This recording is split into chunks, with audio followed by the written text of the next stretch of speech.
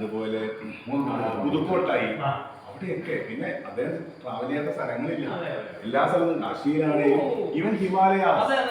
അതുകൊണ്ടാണ് ഗംഗാവതരണവും ശിവകുടുംബവും അതും ഇതും ഹിമാലയ സാനിക്കളെയൊക്കെ വരച്ചത്. എന്നുവെച്ചാൽ അദ്ദേഹം ഈ യാത്ര എന്ന് പറയുന്നത് കാഴ്ച കണ്ട് അതിനെയാണ് വരയ്ക്കുന്നത്.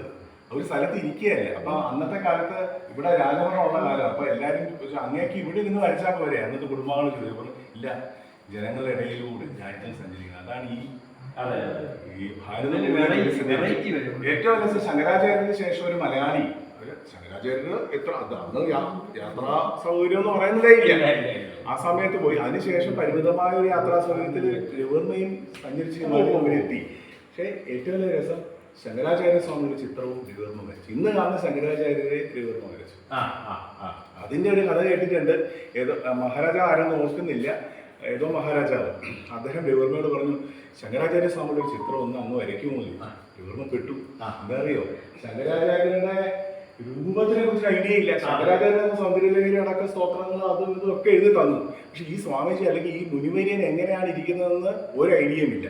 മറ്റേതൊക്കെ നമുക്ക് ധ്യാന ശ്ലോകങ്ങളാണ്. രവിവർമ്മ വരയ്ക്കുമ്പോൾ യാ കുന്ദേന തുഷാരഹാര ധവള യാശുഭ്ര വസ്ത്രാവൃതം. ഇപ്പൊ വെളുത്ത വസ്ത്രം ധരിച്ചവരാണ് സരസ്വതി. സ്ഫടികമാല ധാരണയാണ്, വീണാധാരണയാണ്. അല്ലെങ്കിൽ എല്ലാത്തിലും വിഷ്ണുവിന്റെ അടുത്താലും രാമന്റെ അടുത്ത് എല്ലാവരും ധ്യാന ശ്ലോകങ്ങൾ അത് എങ്ങനെ വർണ്ണിച്ചിട്ടുണ്ട്.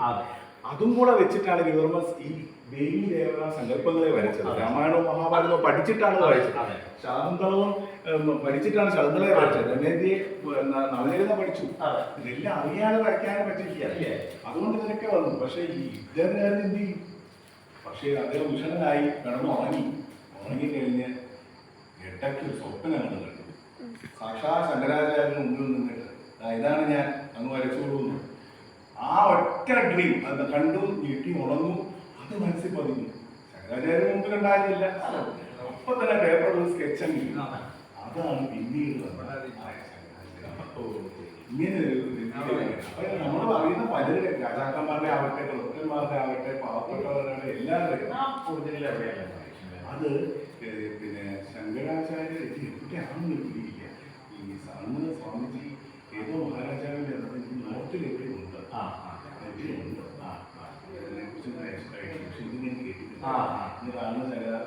അതിനുശേഷം ശങ്കരാചാര്യ സിനിമ ചെയ്യുന്നത് എളുപ്പമാണ്. ഭാരതി നമ്മുടെ ശിവാജിയെ കുറിച്ചിട്ട് ഒരു പടം ചെയ്യുന്നത്, ശിവാജിയുടെ ലൈഫ്. ശിവാജിയെ ഓൾറെഡി വരച്ചു കഴിഞ്ഞു. അപ്പൊ എങ്ങനെയാണ്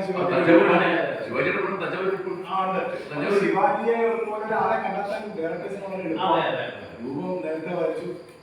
പലതും ഞാൻ സ്വാമിജിയുടെ പ്രധാനപ്പെട്ട കാര്യം ചെയ്യാൻ മറന്നുപോയി. അത് ലൈറ്റ് വന്നിട്ടാ ഞാൻ ഇതിലേക്ക് ഇങ്ങോട്ട് സ്വാമിജി വരാൻ പറ്റിയില്ലെങ്കിലോ എന്ന് വിചാരിച്ച് ഒന്ന് ഞാൻ കയ്യിലെടുത്തു. അപ്പം അമ്മയൊക്കെ എവിടെ? അങ്ങോട്ട് പോയോ? എന്നാല് ഇത് ഒന്ന് എല്ലാവരും കൂടെ വന്ന സ്വാമിജിക്ക് വിമാന കൊട്ടാരത്തിന്റെ ഒരു സ്നേഹ കൊട്ടാരം എല്ലാവരും കാണാം. സ്വാമിജി ഇങ്ങനെ അങ്ങോട്ട് തിരിഞ്ഞാണ്. ഇനി കുറച്ച്